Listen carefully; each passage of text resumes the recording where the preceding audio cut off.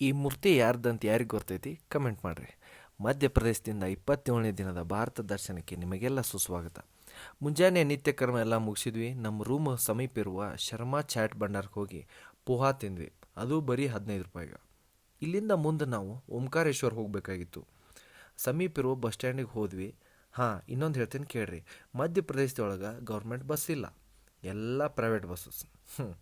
Bus ಹತ್ತಿ ಕುಂತ್ವಿ. ಓಂಕಾರೇಶ್ವರ ಕಡೆ ಹೊಂಟಿತು bus ಹತ್ತಿದ ಮೇಲೆ ನಮ್ದಂತೂ ಫಸ್ಟ್ ಕ್ಲಾಸ್ ಒಂದು ರೌಂಡ್ ನಿದ್ದೆ ಆಯ್ತು. ನಿದ್ದೆ ಮಾಡಿ ಕಣ್ ತೆಗೆದ್ರೊಳಗನ ಆಲ್ರೆಡಿ ಓಂಕಾರೇಶ್ವರ ಬಂದುಬಿಟ್ಟಿತ್ತು. ಅಲ್ಲಿಂದ ಸ್ವಲ್ಪ ದೂರ ನಡ್ಕೊಂಡು ಹೋಗಿ ಗಜಾನನ ಮಹಾರಾಜರ ಸಂಸ್ಥಾನದೊಳಗೆ ಆಶ್ರಯವನ್ನು ಪಡ್ಕೊಂಡ್ವಿ. ಲಗೇಜೆಲ್ಲ ಇಟ್ಟ ಮುಂದೆ ಓಂಕಾರೇಶ್ವರ ದರ್ಶನ ಮಾಡಕ್ಕಂತ ಹೋದ್ವಿ. ದರ್ಶನ ಎಲ್ಲ ಮುಗಿತು.